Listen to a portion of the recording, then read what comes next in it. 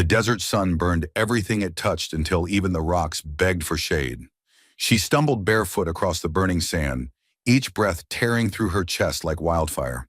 Dust clung to her dark hair, and blood streaked her legs where the thorns had torn her skin. Behind her, the thunder of hooves grew closer with every heartbeat. A rifle shot cracked the silence, and a broken cry escaped her throat. She couldn't look back. She wouldn't. Her name was Isabella Martinez, and for 3 days she'd been running from men who wore badges but carried no honor. The world spun as she tripped over sun-bleached bones, her knees hitting the scorched earth, palms shredding on sharp stones. Every breath tasted of copper and fear. Every step felt stolen from death itself. Through the heat shimmer, she saw salvation.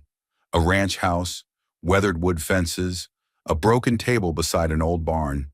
No people, no soldiers, just blessed silence and the drone of desert flies. She crawled forward on hands and knees, dragging herself through the dust like a wounded animal seeking shelter. Her vision blurred, lips cracked like dried leather. She could hear her stomach crying louder than her voice. When she finally reached the shade of that broken table, her body surrendered completely. She tried to lift herself again, but strength had abandoned her. Her fingers found a splintered edge of wood and held on like it was the last solid thing in her world. For a moment, she thought maybe dying here would be quieter than running forever. That's when she heard the boots. Slow steps, measured, not chasing or shouting. Just coming closer. Her eyes lifted and saw a man standing a few feet away. Broad shoulders, sun-darkened skin, a face carved by years and desert wind. In his weathered hand, an axe, still damp from work. He didn't look like a soldier, but he looked dangerous in a different way. The kind of man who'd buried more than one secret out here in the vastness. He took one careful step forward. She tried to crawl back, but her body refused to obey. Her pulse thundered in her ears as he slowly knelt and reached a hand toward her shoulder. The fear broke loose from her chest like a trapped bird. Her voice came out cracked, half whisper, half desperate plea. "Be gentle. It's too fast." The words hung in the scorching air between them, trembling with vulnerability and terror. The man froze, his calloused hand suspended above her torn shoulder. His weathered eyes searched her face as if trying to understand what kind of wounds could make a person fear even kindness itself. The wind carried the smell of sweat, dust, and something unmistakably human. Pity, maybe, or perhaps regret from his own forgotten past. He slowly lowered his hand and spoke with a voice roughened by solitude and desert living. "You're hurt." It wasn't a question. She flinched anyway, as if each gentle word was another kind of touch she wasn't ready for. He stood again, walked deliberately to the barn, and returned with a dented canteen. He set it carefully on the ground beside her, then turned his back and walked away. No questions, no demands, no threats. Only respectful distance. Isabella stared at the water until her reflection wavered in the metal surface. Could she trust a stranger who didn't ask where she'd come from, who didn't demand anything in return? The desert had never given her anything without taking twice as much back. But here was mercy, offered freely and without conditions. Her trembling fingers reached for the canteen, the metal warm from the desert sun but feeling like salvation itself. The first sip burned her cracked lips, but the water that followed was the sweetest thing she'd tasted in days. From somewhere behind the barn came the soft whinny of a horse and the creak of wooden gates. The man was still there, working quietly, maybe watching over her, maybe just giving her the space to decide whether to trust him. She didn't know which frightened her more. Her voice cracked again, softer now, almost swallowed by the desert wind. "Who are you? And why didn't you just walk away when you saw me?" From the shadows near the barn, his voice carried back, rough as sandpaper, but somehow gentle. "Name's Samuel Westbrook, and I didn't walk away because I remember what it's like to need a place to stop running." When Isabella opened her eyes again, the sun had moved lower in the sky, painting the desert in shades of gold and amber. The barn smelled of hay and honest work. For the first time in days, no one was chasing her, but peace felt like another kind of trap. Her body had betrayed her into this vulnerability, and vulnerability had always been dangerous. She sat up quickly, every muscle screaming in protest. The canteen still lay beside her, nearly empty now. He hadn't taken it back. Through the open barn door, she could see Samuel near the fence, mending rope with the kind of steady patience that spoke of a man who'd stopped rushing through life long ago. He noticed her watching and gave a small nod. Nothing more. No smile that might be false, no threat that might be real. Just that quiet acknowledgement that confused her more than fear ever had. Her stomach growled so loudly it made the barn cat look up from its nap. She couldn't decide whether to laugh or cry at her body's betrayal. She chose neither. Samuel walked back to the barn, his boots making soft sounds in the dirt. He handed her a piece of cornbread wrapped in clean cloth and a tin cup filled with something that smelled like heaven. "Eat," he said, his voice carrying the weight of someone who'd known hunger himself. She hesitated, her fingers trembling before accepting the offering. The bread tasted real, not like the stale hardtack she'd stolen from abandoned campsites, but like something meant for living people, baked by hands that cared about nourishment. After a few careful bites, she whispered without looking up, "You could have turned me in for the bounty." Samuel wiped his hands on his work shirt, leaving streaks of honest dirt. "Could have," he agreed simply. "But you didn't." "No, I didn't." She frowned, trying to understand this man who spoke in simple truths. "Why not?" He looked at her for a long time before answering, his weathered face thoughtful in the golden light. "Because you didn't come here asking for help. You just needed a place to stop running. There's a difference." The words settled between them like dust after a windstorm, heavy with meaning she wasn't ready to explore. No one spoke for a while. Outside, the wind pushed tumbleweeds against the barn walls with sounds like whispered secrets. She finally stood up, still unsteady on her feet. Her eyes darted to the open door, to the vast desert that stretched beyond like an ocean of possibility and threat. Freedom or fear, they felt like the same thing most days. She took 2 hesitant steps toward the door, then froze. Her gaze had landed on something that made her blood run cold. A rifle hanging on the barn wall. Old but well-maintained. Loaded, maybe. Her pulse quickened as old terrors rose like smoke in her chest. Was this kindness real, or was it another kind of trap dressed up in gentle manners? Samuel noticed her stare, followed her eyes to the weapon. "You can take it if you want," he said quietly, no change in his tone. "Shoot me if it makes you feel safer." She blinked, uncertain if he was serious. Nobody had ever given her that kind of choice before. The power to defend herself, offered freely by the very person who might threaten her. Her throat tightened, and she turned away from the rifle. "I don't want to shoot anyone," she murmured, the words feeling strange in her mouth. When had she last said something so honest? He shrugged, as if armed women in his barn were nothing unusual. "Then don't." That night, Isabella lay awake on the hay Samuel had spread for her. Through the cracks in the weathered walls, she could see the moon, silver and distant, like something watching over both of them. Every time the wind rattled the barn door, she jumped, waiting for footsteps, for shouted orders, for the past to find her again. But all she heard was the slow, steady rhythm of a man breathing on the porch outside. Samuel stayed there all night, just sitting, just listening to the desert breathe. Not guarding her like a prisoner, but watching over her like someone who understood that safety was something you built one quiet moment at a time. By morning, questions burned in her chest stronger than hunger. Who was this man who could be so calm with a dangerous stranger sleeping in his barn? What was he really hiding behind those patient eyes? And why did his gentleness feel more terrifying than any threat she'd ever faced? Because kindness, Isabella had learned, always came with a price. The question was what Samuel Westbrook would ask for when he decided to collect. The morning came slow and peaceful, the kind of desert dawn that painted the world in shades of hope. The land stretched wide and golden, looking gentle from a distance, but harsh as truth when you stood in it. Samuel poured coffee into a dented tin cup and set it beside the barn door where Isabella could find it. She was already awake, sitting near the wall with her knees drawn up, eyes still carrying the shadows of sleepless vigilance. "Coffee," he said simply, the single word somehow conveying more warmth than 1,000 empty reassurances. She looked at the steam curling up from the cup and whispered, Thank you." Her voice still carried that careful quality of someone who'd learned to whisper even when no one was listening. When she stepped outside, the morning sunlight hit her face, and for just a moment, she forgot she was supposed to be afraid. A small smile almost appeared at the corners of her mouth, but then she saw them. Three men on horseback, sitting their mounts near the property line, watching. Not soldiers this time, but townspeople. The kind who loved other people's trouble more than they loved peace. The kind who saw a foreign woman and immediately assumed the worst. One of them spat into the dust and called out loud enough for everyone to hear, "Guess old Sam likes his company young and foreign these days."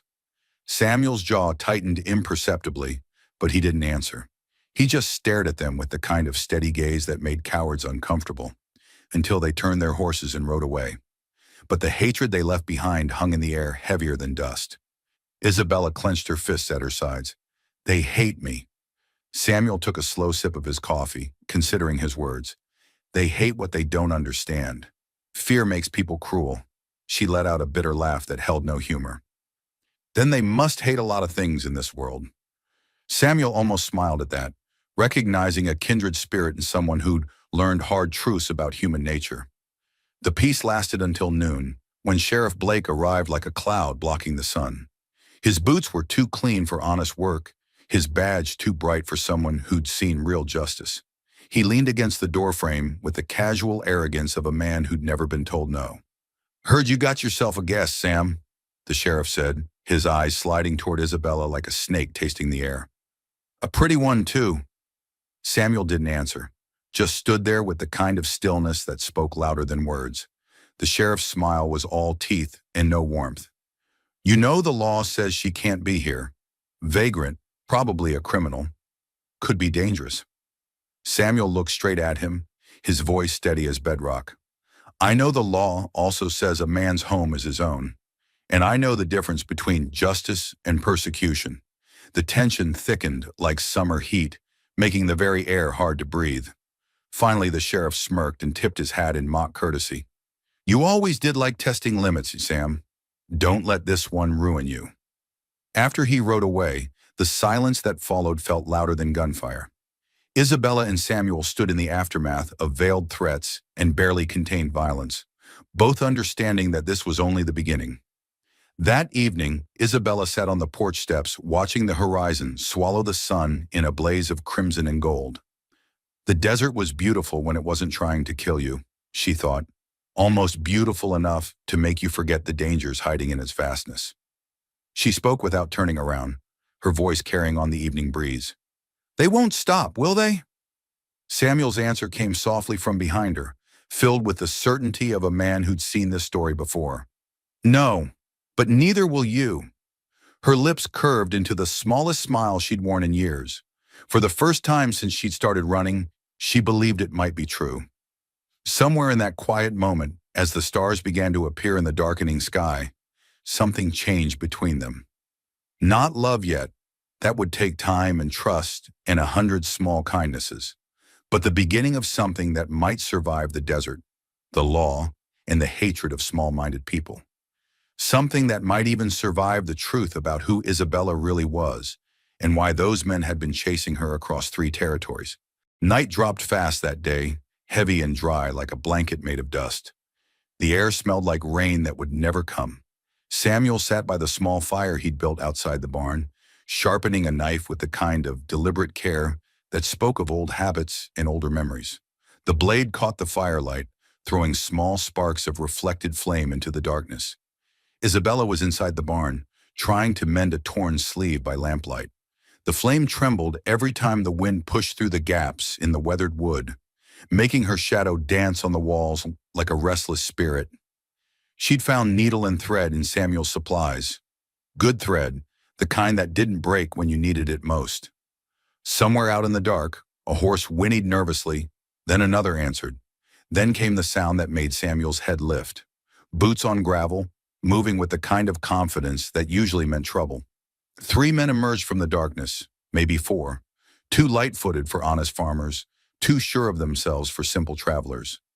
Samuel could read men's intentions in the way they walked, and these men walked like predators who'd caught a scent. The barn door creaked as one of them pushed it open, his voice slurring through the night air with whiskey and malice. "Well now, look what the old man's been hiding." It was Jake Morrison, one of the men from the fence earlier, drunk on cheap liquor and cheaper courage. The others laughed behind him, their voices carrying the ugly sound of men who enjoyed other people's fear. Samuel stood slowly, the knife still in his weathered hand. "I told you boys to stay off my land." They stepped closer, boots crunching on the dry earth with deliberate menace. Morrison's eyes were red-rimmed and wild, fixed on the barn where Isabella was hidden. "You don't own the girl, Samuel," Morrison slurred, swaying slightly. "Word is, she's worth good money to the right people." Real good money. Before Samuel could answer, Isabella appeared in the barn doorway, holding the old rifle she'd seen on the wall. Her hands shook, but her dark eyes were steady as mountain stone. The lamplight behind her made her hair shine like polished copper. "I'm not for sale," she said quietly, her voice carrying across the desert air like a blade cutting silk. Morrison grinned, showing teeth stained with tobacco and poor decisions. "Sweetheart, you don't even belong in this territory. You're just cargo that walked away from where it was supposed to be." He reached out to grab her arm, his fingers thick and grasping. Isabella didn't hesitate. The rifle butt slammed into his face with a sound like breaking wood. Blood spurted from his nose and he stumbled backward, cursing in words that would make a saloon girl blush. The others charged forward, thinking they could overwhelm an old man and a scared woman. They learned different. Samuel moved like a man half his age, all the accumulated violence of his past flowing through him like water through a broken dam. His first punch caught the nearest man in the jaw, spinning him around. Pain shot through Samuel's knuckles, but he kept moving, driven by something deeper than anger. The need to protect someone who'd asked for nothing but a place to rest. Isabella screamed and fired a warning shot into the air, the sound splitting the night like thunder. The muzzle flash lit up the entire yard, showing the scattered men clearly for one brief, violent moment. The horses panicked and bolted, their hooves drumming against the earth as they fled into the darkness. The men backed off, dragging their wounded friend between them and muttering threats that carried on the wind like smoke. They left only because the gunshot would draw attention from town, and they weren't ready for that kind of scrutiny. Silence fell again, broken only by Samuel's rough breathing. He leaned against the fence post, blood trickling from a cut on his temple, dust in his graying hair.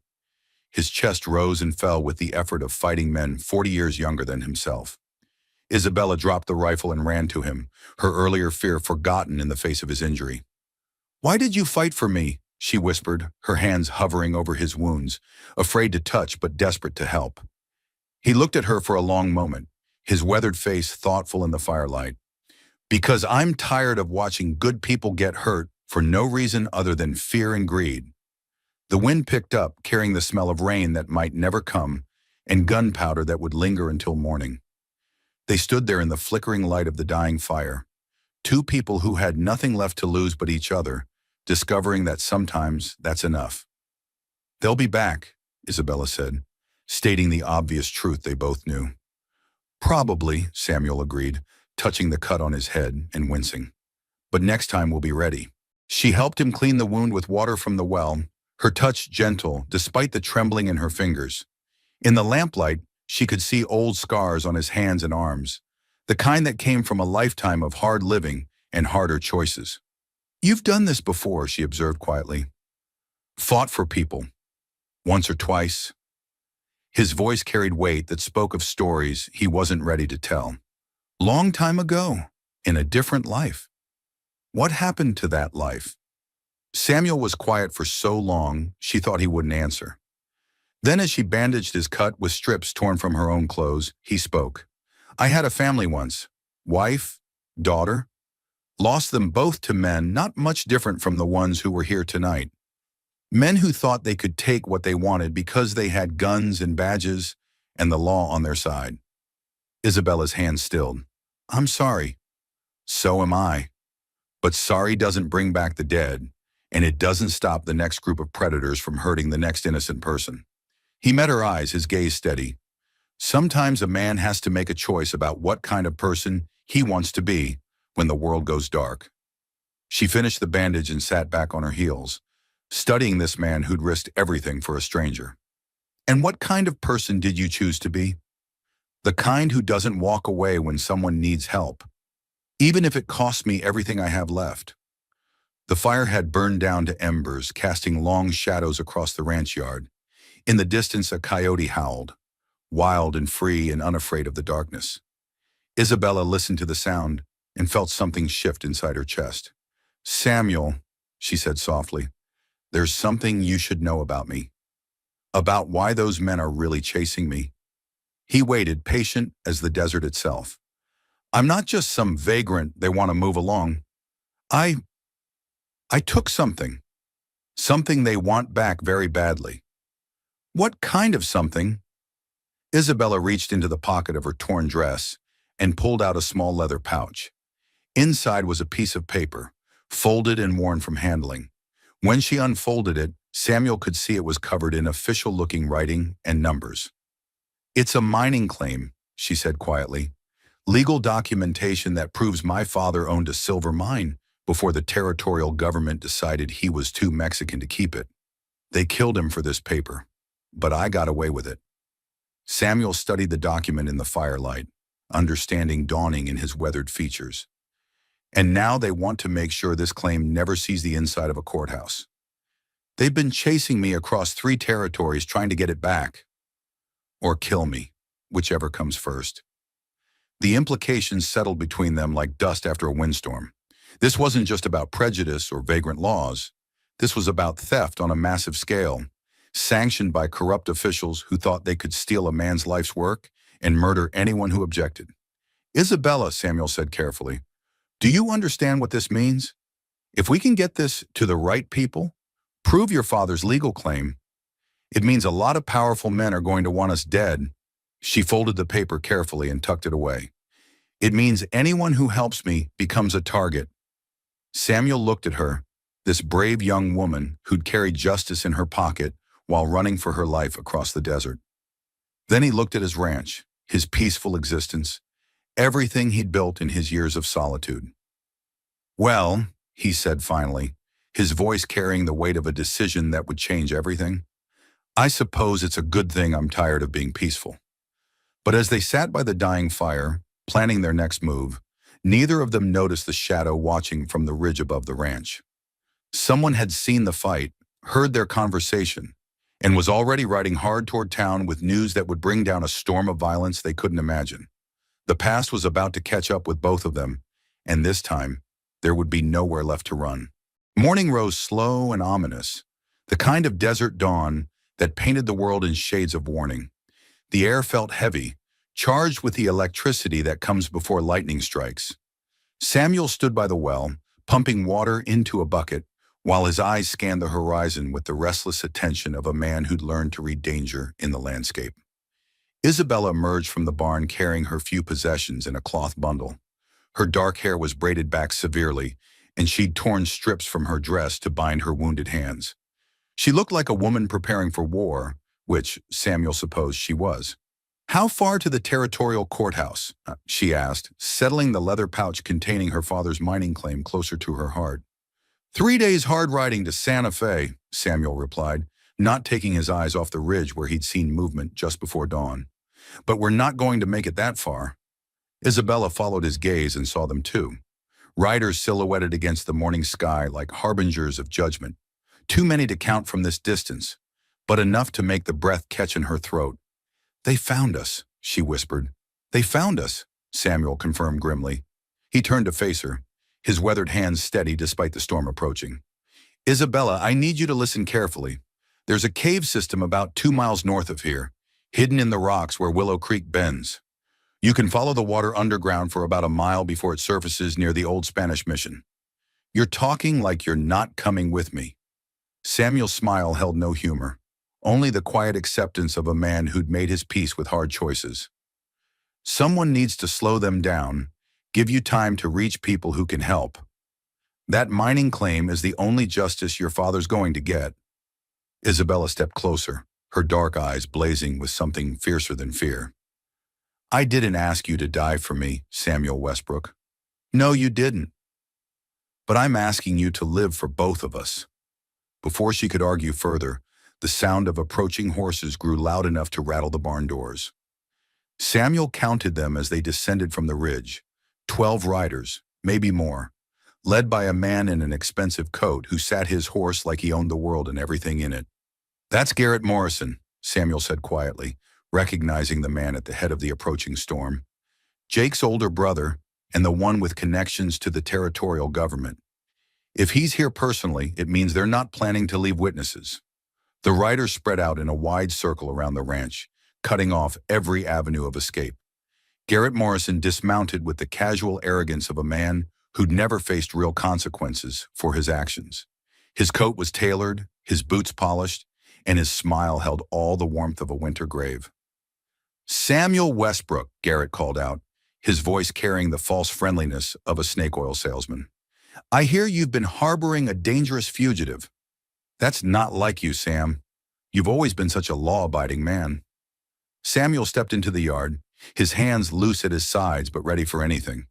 "Funny thing about the law, Garrett. Sometimes what's legal and what's right are two different things entirely." Garrett's laugh was cultured, practiced, the kind wealthy men use to show their superiority. "Philosophy from a broken-down rancher. How quaint. Where's the girl, Sam?" "What girl?" "The Mexican thief who stole government documents. The one you've been hiding like some lovesick fool." Garrett's eyes glittered with malicious amusement. "Oh yes, we know all about your little romance. My men saw everything last night. The fight, the confession, that touching moment by the fire." Isabella stepped out of the barn before Samuel could stop her, the leather pouch visible in her hand like a declaration of war. "I'm right here, you murdering bastard." The words hit the morning air like a slap. Several of Garrett's men shifted in their saddles, hands moving toward their weapons. But Garrett himself just smiled wider, as if Isabella's defiance was exactly what he'd been hoping for. "Isabella Martinez," he said, savoring her name like expensive wine. "Daughter of the late Pedro Martinez, who died so tragically in that mining accident. Such a shame how these accidents happen to people who don't understand their place." "My father was murdered for a legal mining claim," Isabella shot back, her voice carrying across the desert like a battle cry. "And you ordered it." "Prove it," Garrett said simply. "Oh wait, you can't. Because dead men tell no tales, and stolen documents aren't admissible in any court that matters." He gestured to his men, and they began to close the circle, rifles emerging from saddle scabbards like metal teeth. "Now you're going to hand over that paper, and then you're going to disappear. Permanently. As for Sam here, well, he should have minded his own business." That's when Samuel made his move. The knife he'd been sharpening by the fire was in his hand faster than thought, flying across the yard to bury itself in the shoulder of the nearest gunman. The man screamed and toppled from his horse, blood spreading across his shirt like spilled wine. "Run!" Samuel shouted to Isabella, drawing his own rifle as chaos erupted around them. "Run now!" Isabella didn't hesitate. She sprinted toward the rocks where Willow Creek disappeared underground. The leather pouch clutched against her chest like a shield. Behind her, gunfire erupted like thunder, and she heard Samuel's rifle answering with the steady rhythm of a man who'd learned to shoot when it mattered.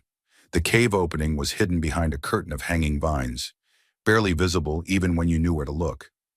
Isabella plunged into the darkness, the sound of battle fading behind her like a terrible dream.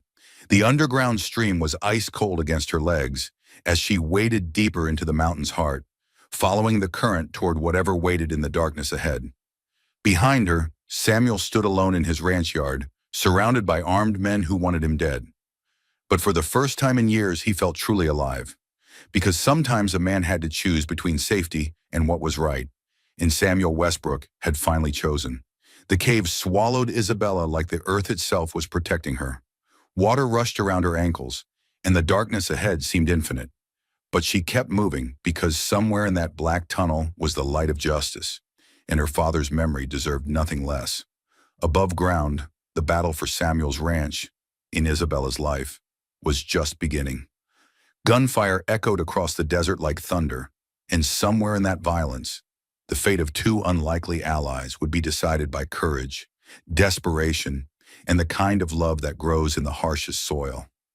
Samuel's ranch burned as the sun climbed higher, but Isabella Martinez carried her father's truth deeper into the earth, toward whatever waited in the light beyond the darkness.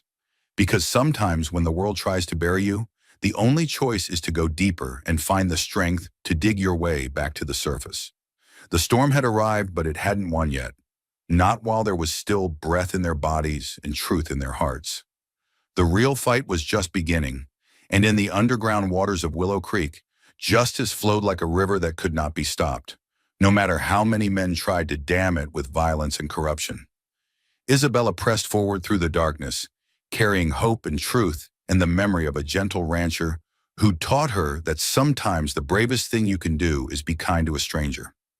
Behind her, Samuel's rifle spoke its own language of defiance, and ahead of her, the light of justice waited like a promise that even the deepest darkness could not break.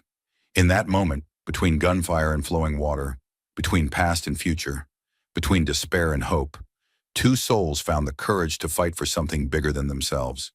And that, perhaps, was the real miracle of the American frontier, not the violence or the conquest, but the moments when ordinary people chose to be extraordinary, one act of courage at a time. The cave swallowed Isabella whole, darkness wrapping around her like a living thing with teeth. The underground stream rushed past her legs, ice cold and relentless, carrying the taste of minerals and ancient secrets. Behind her, the gunfire had become a distant thunder, muffled by tons of rock and the weight of her own desperation. She stumbled forward through the black water, one hand trailing along the rough stone wall, the other clutching the leather pouch that contained her father's legacy. Each step was a gamble. The creek bed was treacherous with loose stones and sudden drops, and in the absolute darkness, she had only sound and touch to guide her. The water rose to her waist as the tunnel narrowed, forcing her to half swim, half wade through the rushing current.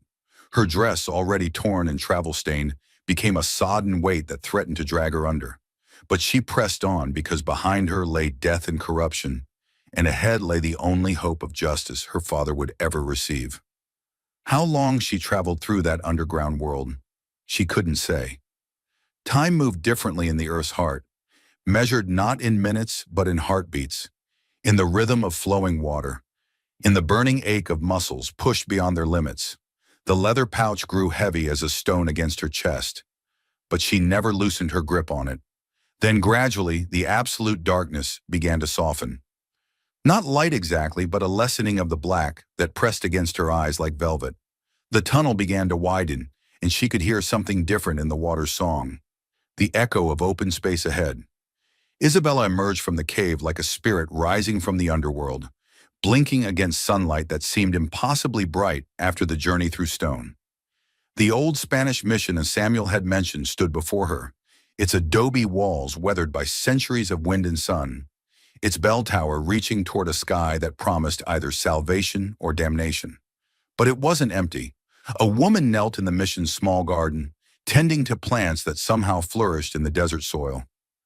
She was perhaps 60 years old, with silver-streaked hair braided down her back and hands that spoke of a lifetime of honest work. When she looked up and saw Isabella standing dripping in the mission doorway, her face showed no surprise, only the calm acceptance of someone who'd learned to expect miracles and tragedies in equal measure. "Child," the woman said softly, rising from her garden with the fluid grace of someone who'd never forgotten how to move with purpose. "You look like you've been traveling through hell itself." Isabella's knees finally gave out, exhaustion and relief combining to drop her onto the mission's stone steps. The leather pouch fell from her nerveless fingers, and she stared at it as if surprised to find she'd carried it this far. "Not hell," she whispered, her voice hoarse from the underground journey. "Just truth, which might be the same thing." The woman, Sister Maria, she introduced herself, helped Isabella inside the mission's cool interior. The walls were thick adobe, painted white and decorated with simple wooden crosses that caught the filtered sunlight streaming through narrow windows.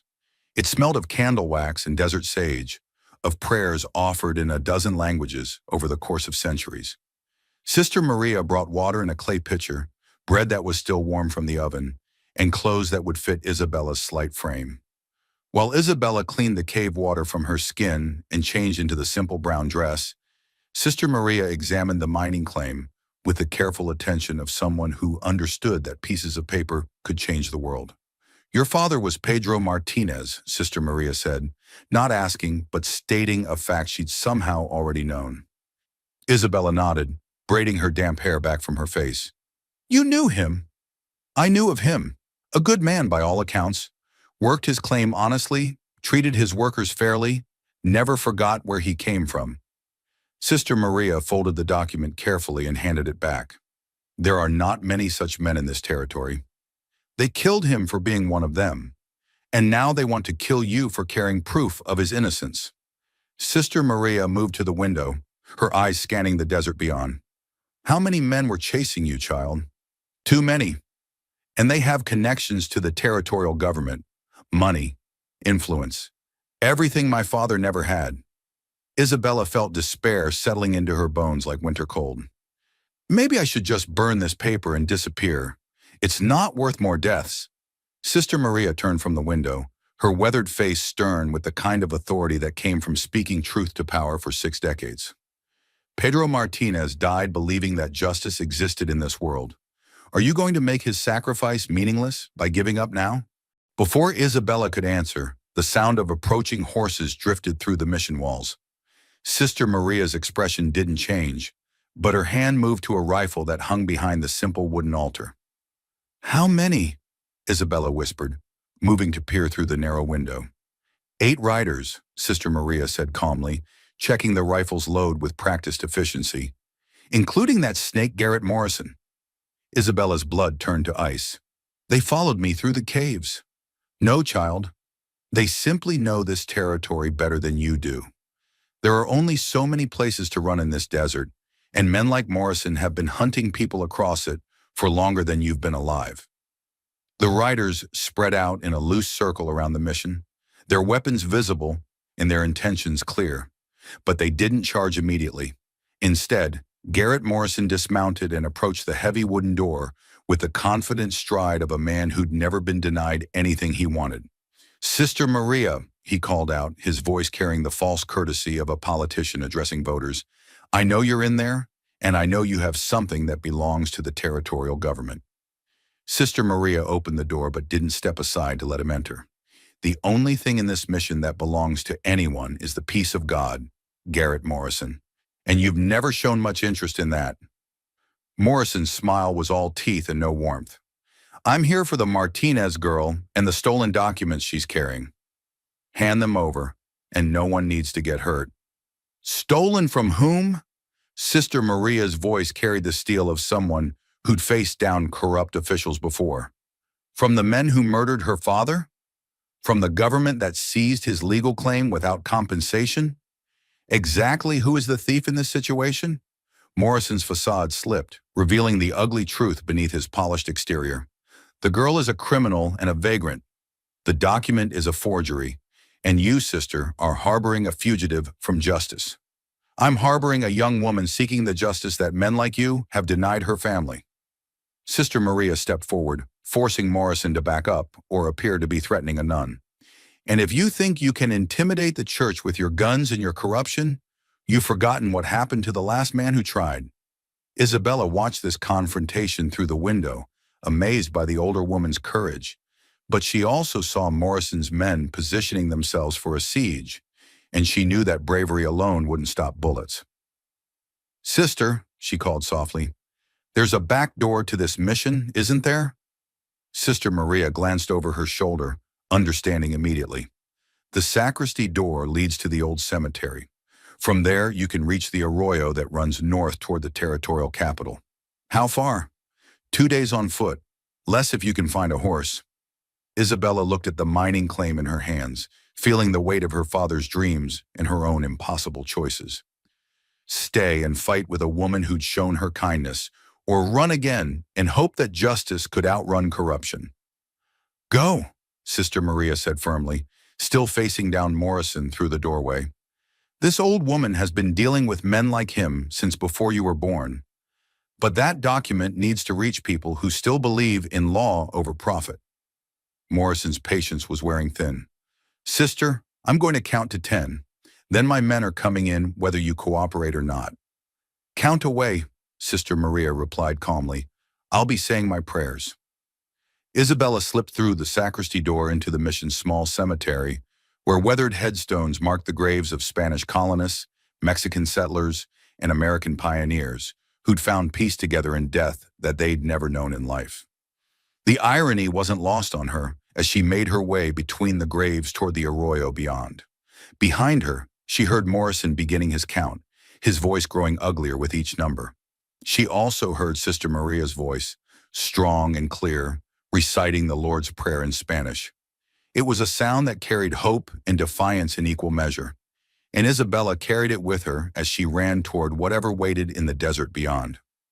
But as she reached the edge of the cemetery, a figure stepped out from behind a weathered mausoleum. A man in a dusty coat with a sheriff's badge that caught the afternoon sun like a warning. "Going somewhere, Miss Martinez?" Sheriff Blake asked, his hand resting on his gun butt with casual menace. Isabella's heart sank as she realized the trap had multiple layers. They hadn't just followed her to the mission, they'd anticipated her escape route and cut it off before she could use it. "The count's at 7, Blake said conversationally. "Sister Maria's a brave woman, but bravery stops bullets about as well as prayers do. You want her blood on your hands?" Isabella looked at the mining claim in her hand, then at the mission where a kind woman was about to die for helping a stranger. In that moment, she understood what Samuel had been trying to teach her. Sometimes the greatest courage isn't in running toward justice, but in standing still when running would save your life but cost someone else theirs. "What do you want?" she asked quietly. Blake smiled, and in that smile, Isabella saw the death of everything her father had died believing in. Sheriff Blake's smile held all the warmth of a snake sunning itself on a tombstone. "What I want, Miss Martinez, is simple. You hand over that mining claim, walk away, and disappear forever. In return, Sister Maria lives to tend her garden another day." Isabella clutched the leather pouch tighter, feeling the edges of her father's document through the worn hide. "And if I refuse? Then a lot of good people died today for nothing more than a piece of paper." Blake's voice carried the casual indifference of a man who'd watched too many people die to be moved by the prospect of more death. "Your choice." From the mission came the sound of Morrison's count reaching 9, his voice growing sharper with each number. Through the cemetery silence, Isabella could hear Sister Maria's prayer continuing, steady and unafraid, even as death approached her doorstep. 10, Morrison called out, and the word hung in the desert air like a judgment.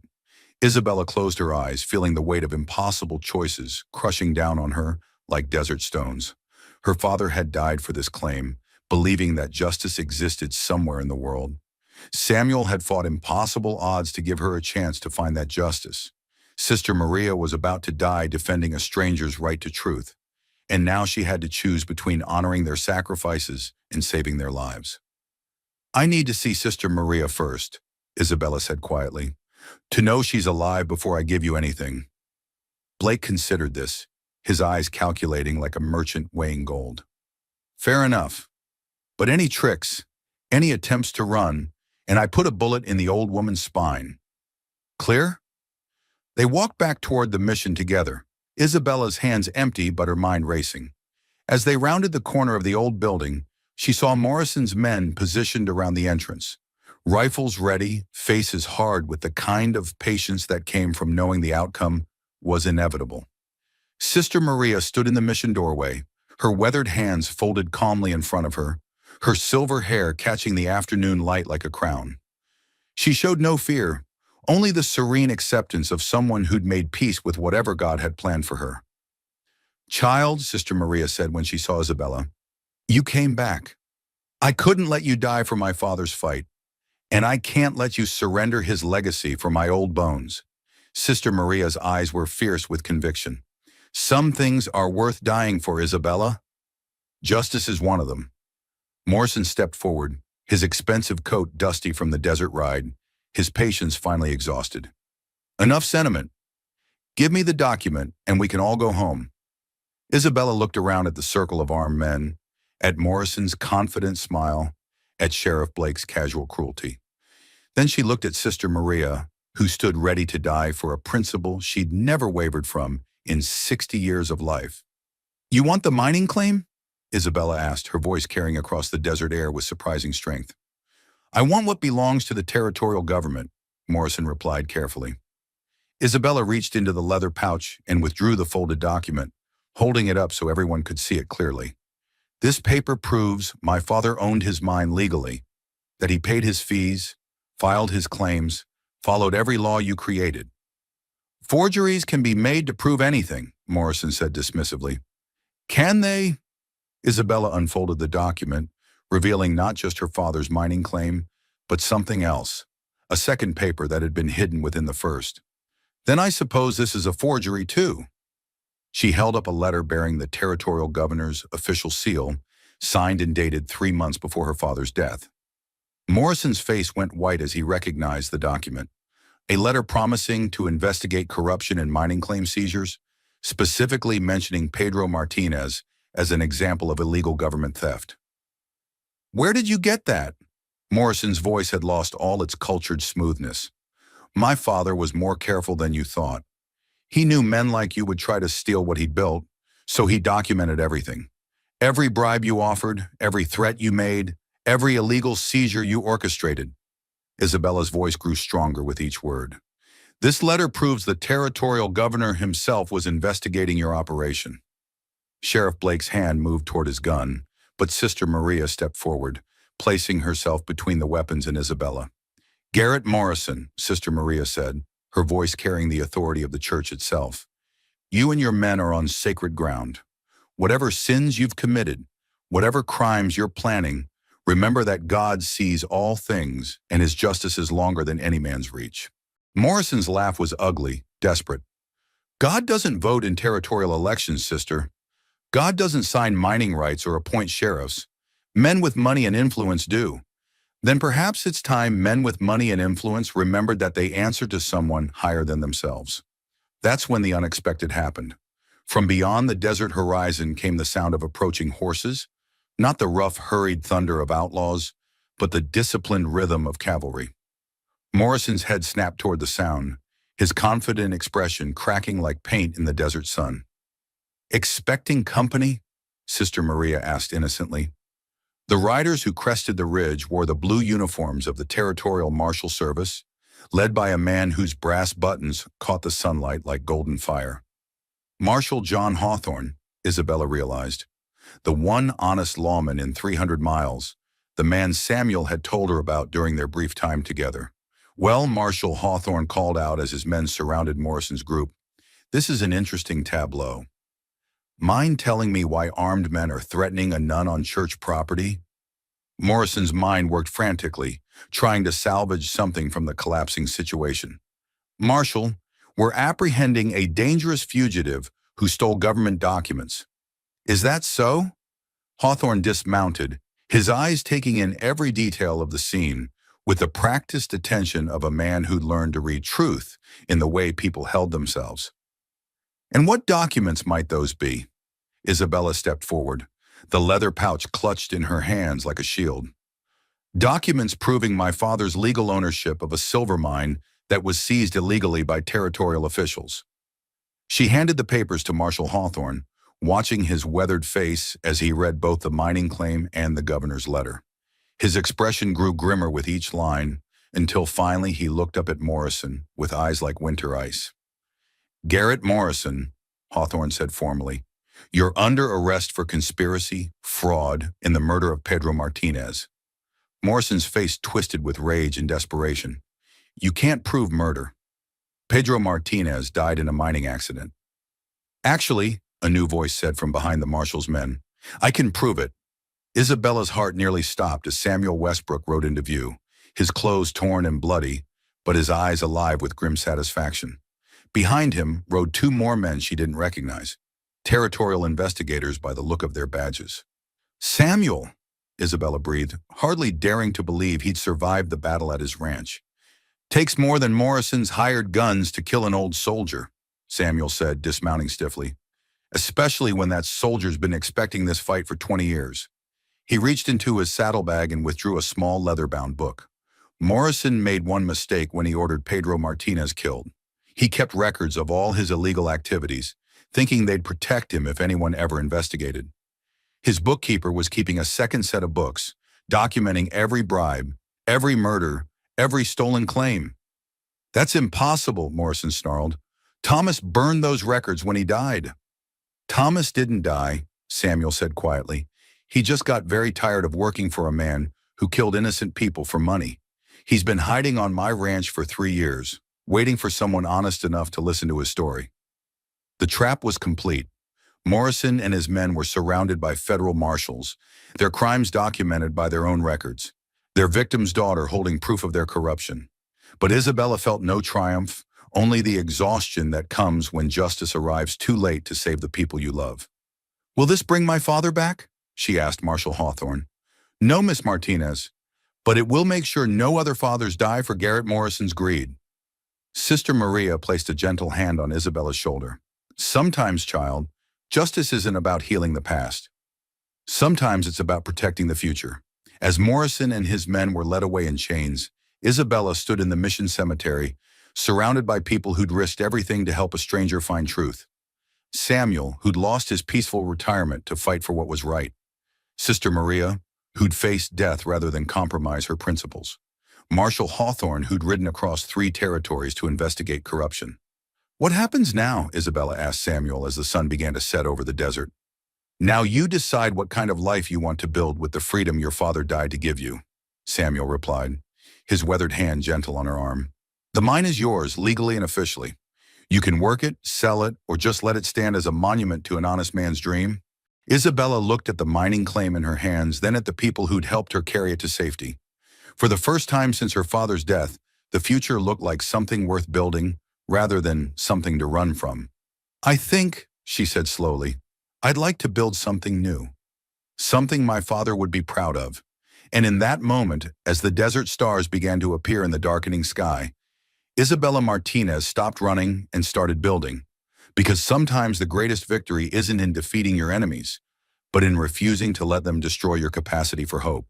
3 months later, the desert had transformed from a place of terror into something approaching home.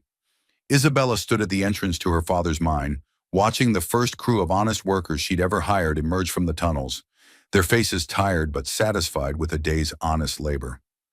The silver they'd extracted would be sold at fair market prices, and every man would receive his agreed-upon wage without the threats and intimidation that had marked the Morrison era.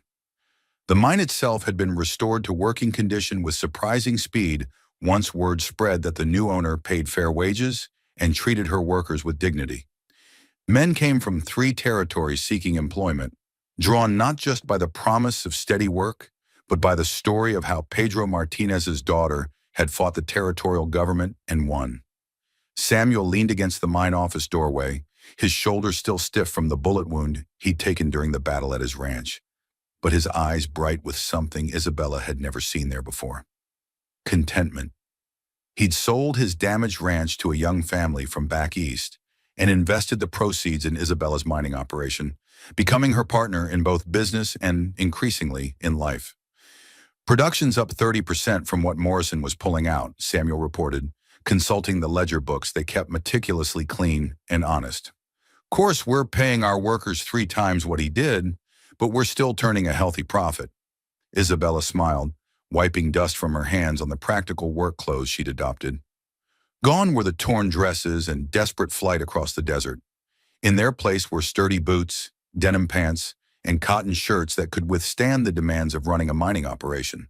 But more than her clothes had changed, she carried herself differently now, with the confidence of a woman who'd faced the worst the world could offer and survived.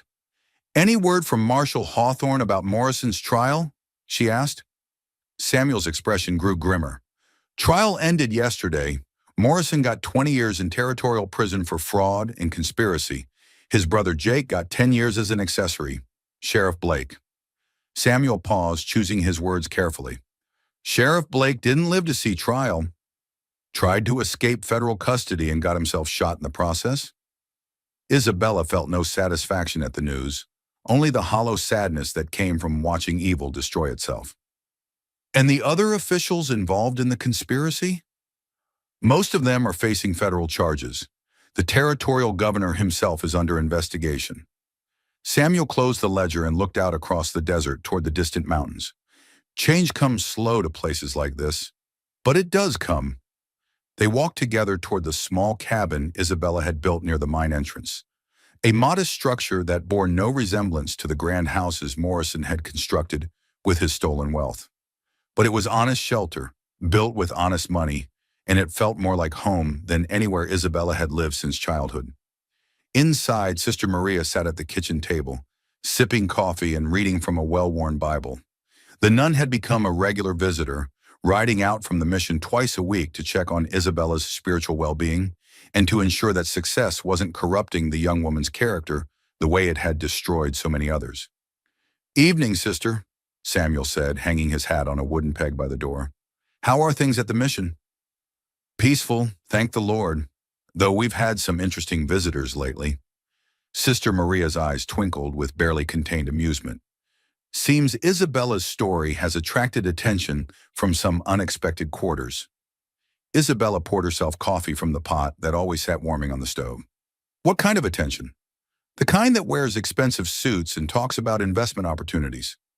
Sister Maria's tone suggested this wasn't entirely good news. Eastern businessmen who've heard about a woman successfully running a silver mine and want to make her rich beyond her wildest dreams. Samuel's jaw tightened. In exchange for controlling interest in the operation, no doubt. Naturally, they speak of efficiency and modern methods and the benefits of large-scale extraction. Sister Maria set down her coffee cup with deliberate care. "They sound remarkably like Garrett Morrison, only with better manners and more expensive clothes." Isabella sank into a chair, suddenly feeling the weight of battles she'd thought were over. Will it never end? Will there always be men trying to take what others have built? "Probably," Samuel said honestly. "But there's a difference between you and your father, Isabella. You've got allies now, you've got resources, and you've got the legal right to tell those Eastern gentlemen exactly where they can put their investment opportunities."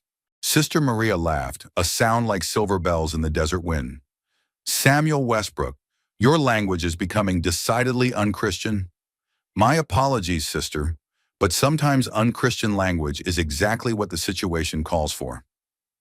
As the evening deepened, they sat around the table sharing a simple meal of beans, cornbread, and fresh vegetables from Sister Maria's mission garden. The conversation turned to lighter matters: the weather, the success of the newest mining techniques, plans for expanding the operation in ways that would benefit the entire territory. But Isabella's mind kept returning to the Eastern investors and what they represented. Not just greed, but the endless cycle of people trying to take what others had earned through blood and sacrifice. How many times would she have to fight the same battle? How many Garrett Morrisons would she face before she could simply live in peace? After Sister Maria returned to the mission and Samuel retired to his own small cabin nearby, Isabella sat alone on her porch, watching stars appear in the vast desert sky. The night was warm and still, filled with the gentle sounds of a world at peace: nightbirds calling, the distant sound of water trickling through irrigation channels, the soft rustle of wind through the sagebrush. She was still sitting there when Samuel emerged from his cabin, unable to sleep, and joined her on the porch steps. "Penny for your thoughts," he said softly. "Just wondering if we'll ever really be free of men like Morrison," Isabella replied. "If there will ever come a day when I can run this mine without looking over my shoulder for the next threat." Samuel considered this, his weathered face thoughtful in the starlight. "You know, I've been thinking about that myself, and I believe the answer isn't in avoiding threats. It's in building something strong enough to withstand them." "What do you mean?" "I mean, we don't just run a mine. We build a community. We hire local workers, support local businesses, make ourselves too valuable to the territory for corrupt officials to attack easily." Samuel's voice grew stronger as he warmed to his theme. "We make this operation about more than just silver. We make it about proving that honest business can succeed without corruption." Isabella felt something stir in her chest, a familiar feeling she'd first experienced when her father used to talk about his dreams for the mine. Hope, she realized, not just for survival, but for something better. "You're talking about more than a mining operation," she said slowly. "I'm talking about a legacy. Something that would make your father proud and give other honest people a chance to build something good in this territory." They sat in comfortable silence for a while, each lost in their own thoughts. Then Isabella spoke, her voice carrying a new note of determination. Samuel, there's something I've been meaning to tell you. Something I've been too afraid to say out loud. He turned to look at her, his expression patient and encouraging. That day at your ranch, when I whispered, "Be gentle, it's too fast," I wasn't just talking about being afraid of physical touch. I was afraid of trusting anyone, of letting anyone close enough to hurt me the way my father's death had hurt me. Samuel nodded, understanding. And now? Isabella took his weathered hand in hers, feeling the calluses that spoke of a lifetime of honest work. Now I think I'm ready to stop being afraid, ready to build something with someone I trust. Samuel's smile was gentle, patient, like everything else about him. Are you sure? Because once we start building something together, there's no going back to the way things were. I'm sure. Isabella's voice was steady, filled with the quiet confidence of a woman who'd faced her fears and found them manageable. I want to build something that will outlast both of us. Something that proves good people can win if they're willing to fight for what's right. Samuel stood and extended his hand to help her up. Then I suppose we'd better get started. As they walked toward the house together, Isabella felt a sense of completion she'd never experienced before. Not the end of struggle. There would always be new challenges, new Garrett Morrisons to face down. But the beginning of something worth fighting for, something worth building, something worth the sacrifices that had brought her to this moment. The desert around them was vast and unforgiving, but it was also beautiful in its own harsh way. Like justice, Isabella thought, hard to achieve, painful to fight for, but beautiful when you finally held it in your hands. Behind them, the mine entrance stood dark and silent, but it no longer looked like a wound in the earth. It looked like what it was, the foundation of a dream that had survived murder, corruption, and the worst that greed could devise. A dream that would continue growing, one honest day's work at a time. The stars wheeled overhead in their ancient patterns, watching over a territory, slowly learning that justice was possible, that good people could win, and that sometimes the gentlest victories were the ones that lasted longest. In her heart, Isabella carried her father's memory and his belief that honest work deserved honest reward. In her hands, she carried the tools to make that belief reality. And beside her walked a man who'd chosen to fight for a stranger's justice and found something worth living for in the process. The desert wind whispered through the sagebrush, carrying the scent of rain that might actually come this time, washing the last traces of blood from the sand and preparing the ground for whatever would grow next in this hard but fertile soil. Isabella Martinez had stopped running. Now she was building, and what she built would stand long after the men who'd tried to destroy her were nothing but dust and forgotten names in territorial records. Because that's what victory really meant in the American West. Not the moment when the shooting stopped, but the years that followed, when ordinary people proved that extraordinary courage could create something lasting and good in a world that often seemed determined to crush both dreams and dreamers. The future stretched ahead like an uncharted territory, full of possibilities and challenges. But Isabella faced it with eyes clear and hands steady, carrying the tools she'd need to build whatever came next. And that, perhaps, was the real miracle. Not that she'd survived the desert, but that the desert had taught her how to thrive. And that, friends, is how Isabella Martinez learned that sometimes the most powerful words you can speak aren't demands or threats, but a simple plea for gentleness in a world that's forgotten how to be kind. When she whispered, "Be gentle, it's too fast," to Samuel Westbrook that scorching desert day, she wasn't just asking him to treat her wounds carefully. She was asking him to understand that her soul had been broken by too much cruelty, too much betrayal, too much loss happening too quickly for any heart to bear. Samuel heard more than her words that day. He heard the cry of every person who'd ever been pushed beyond their limits, who'd been forced to run when they wanted to rest, who'd been hurt when they desperately needed healing. And his response, stepping back, giving her space, offering water without demanding gratitude, became the foundation for something neither of them expected. A love built not on passion or desperation, but on the radical act of treating another human being with dignity when they had no power to demand it. This isn't just a story about the Old West, though it's set in that harsh and beautiful landscape. It's a story about what happens when we choose to see the wounded person behind the defensive walls, when we decide that someone else's healing matters more than our own convenience. Isabella's journey from terrified fugitive to confident mine owner didn't happen because she found her strength. It happened because someone gave her the time and space to remember the strength she'd always carried. Samuel's transformation was just as profound. He went from a bitter hermit nursing old wounds to a man who discovered that the cure for his own pain was helping someone else heal from theirs. When he chose to fight for Isabella's father's justice, he wasn't just standing up for what was right.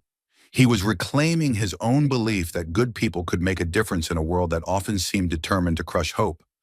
Maybe that's the real lesson hidden in this desert tale. In our own lives, we all carry wounds that make us want to run, fears that make us whisper, "Be gentle, it's too fast," to a world that rarely slows down for anyone's pain. We've all been Isabella at some point, desperate, alone, afraid to trust the kindness of strangers because cruelty has taught us that kindness always comes with a price.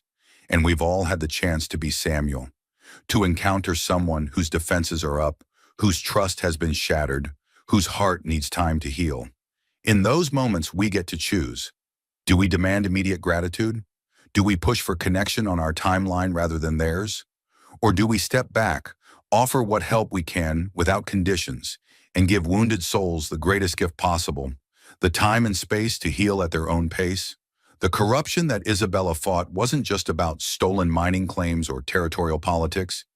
It was about a system that treated people as commodities, that measured worth in dollars rather than dignity, that saw vulnerability as weakness to be exploited rather than humanity to be protected. When she and Samuel built their honest mining operation, they weren't just creating a business. They were proving that success didn't require stepping on others, that strength could be gentle, that power could be used to lift people up rather than tear them down. Sister Maria understood this truth from the beginning. Her willingness to risk everything for a stranger wasn't about religion or politics. It was about the fundamental belief that every person deserves to be treated with kindness, especially when they're at their most vulnerable. She saw Isabella not as a problem to be solved or a cause to be championed, but as a human being worthy of protection simply because she was human. If this story moved you, if it reminded you of times when someone showed you unexpected kindness or when you had the chance to be gentle with someone who needed it, don't let that feeling fade away like desert wind. Think about the people in your own life who might be running from something, who might need someone to slow down and offer patience instead of pressure. Hit that like button to show your support for stories that remind us of our better angels. Share this tale with someone who might need to hear about the power of gentleness in a harsh world. Subscribe to Wild West Stories and ring that notification bell, because every week we're bringing you tales from the frontier that prove the most important battles aren't always fought with guns.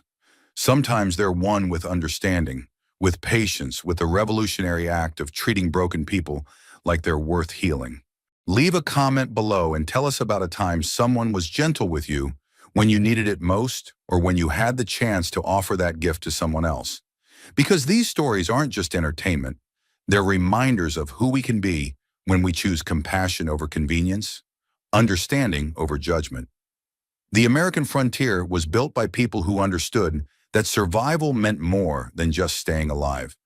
It meant staying human in the face of impossible odds. Isabella and Samuel's love story reminds us that the greatest frontier we can explore isn't geographic, but emotional. The courage to be vulnerable with each other, to build trust slowly and carefully, to create something lasting and good in a world that often seems determined to tear everything down. Until our trails cross again, remember that sometimes the most powerful thing you can do is whisper, "Be gentle," to a world that's forgotten how to slow down, and then become the answer to your own prayer by offering that gentleness to others. This has been Wild West Stories, where every tale proves that the human heart is the wildest frontier of all,